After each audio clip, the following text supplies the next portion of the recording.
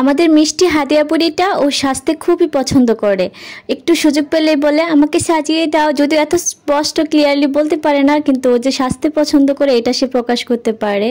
তো যাই হোক, হে আসসালামু আলাইকুম, কেমন আছো সবাই? আশা করছি সবাই অনেক বেশি ভালো আছো, তোমাদের সকলের দোয়ায় আমিও আলহামদুলিল্লাহ অনেক ভালো আছি। তো এখানে দেখতে পাচ্ছ অনেকগুলা পরোটা, এখানে প্রায় 3-4 দিনের জন্য পরোটা বানিয়ে রাখা হয়েছে। তো এগুলোকে হালকা একটু সেকে তারপরে এখানে একটা একদম ফ্রেশ, এই উনাটা কিন্তু একদম ফ্রেশ একটা উনায় বিছিয়ে দিচ্ছি যেন পরোটাগুলো ঠান্ডা হয়ে যায়। তো ঠান্ডা হওয়ার পরে ফ্রোজেন করব, মানে ফ্রিজে রেখে দেব। তো আমরা এভাবেই 2-3 দিনের পরোটা বা রুটি এভাবে বানিয়ে রেখে দেই। তোমরা সবাই তো জানো রোসাফি মিয়া আলুর জন্য অনেক পাগল। তো দুপুরে আলু রান্না করা হয়েছে, তো যার কারণে বলতেছে আমাকে একটা পরোটা ভেজে দাও, আমি আলু দিয়ে খাবো। তো এখানে তরকারি থেকে আলু তুলে তো এখন ওর একটা পরোটা ভেজে দিচ্ছি। তো এখন হচ্ছে আমি রান্নাঘরে আসি। তো এটা হচ্ছে গতকালকে ভাজি করা হয়েছিল চিচিঙ্গা দিয়ে ডিম দিয়ে, তো সেটা একটু ছিল, তো সেটা কেন ফেলবো, তোমরা তো জানো আমরা খাবার নষ্ট করি না। তো এটাকে হালকা একটু গরম করে নিয়েছি। আর এখানে দেখতে পাচ্ছ রুমের মধ্যে অনেকগুলো চাদর, এগুলো ওয়াশিং মেশিনে ধুই। ওয়াশিং মেশিনে এয়ার ড্রায়ার থাকা সত্ত্বেও এখানে আমরা কাপড় শুকাই না, কেননা অনেক টাকা বিল আসে, যেহেতু এসিও আছে, সব মিলে অনেক টাকা বিল আসে। তো যার কারণে রোদ যেহেতু আসে, রোদে কাপড় শুকানো হয়। তো আজকে বৃষ্টির কারণে রোদে আর দেওয়া হয় নাই, তাই খাটির উপরে সবগুলো কাপড় ছড়িয়ে দিয়েছে। আর বাইরে তো বৃষ্টির অবস্থা দেখতেই হয়তো মোবাইলে বোঝা যায় না, বাট বাইরে অনেক বৃষ্টি হচ্ছে। তো এইদিকে পরোটাগুলো ঠান্ডা হয়ে গিয়েছে। তো পরোটাগুলোকে দেখতে পাচ্ছ আমি কিভাবে ফ্রোজেন করছি। ফ্রোজেন বলতে এগুলো নর্মালি থাকবে 2-3 দিন। তো এখন দুপুরে খেয়ে নিচ্ছি। প্রথমে আমি ভাজিটা আর ভর্তা ভাজি নিয়েছি, তারপরে দুপুরে লাঞ্চটা শেষ করে তারপরে তোমাদের সাথে আবার দেখা হচ্ছে। খাবারটা কিন্তু অনেক বেশি মজা হয়েছিল।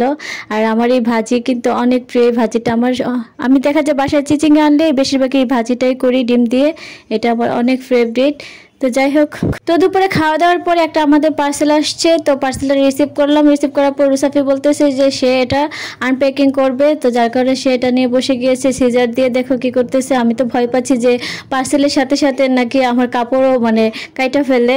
তো যাই হোক, এখানে অনেকগুলা বেবি ড্রেস, মানে বেবি কিপার, বেবি রাম্পার আছে। তো অনেকগুলো অর্ডার করা হয়েছে, এগুলো দিয়ে গেছে আজকে। তো এগুলা একটা সারপ্রাইজ আছে, এগুলা কার জন্য। তো যাই হোক, এখন রোসাফি অনেক খুশি, একে সবগুলো ড্রেস দেখাচ্ছে। ড্রেসগুলো খুব ভালো ছিল, কোয়ালিটিফুল ছিল। তো যাই হোক, তো অনেকক্ষণ আর ভিডিও করা হয় নাই। তো এখন হচ্ছে সন্ধ্যাবেলা হলেই দেখা যায় আমার কিছু না কিছু খেতে ইচ্ছা করে খুব, মানে কিছু না কিছু আমার সন্ধ্যায় লাগেই। দেখা যায় যে আমি রাতে না খেলেও সন্ধ্যায় আমি কিছু খাই।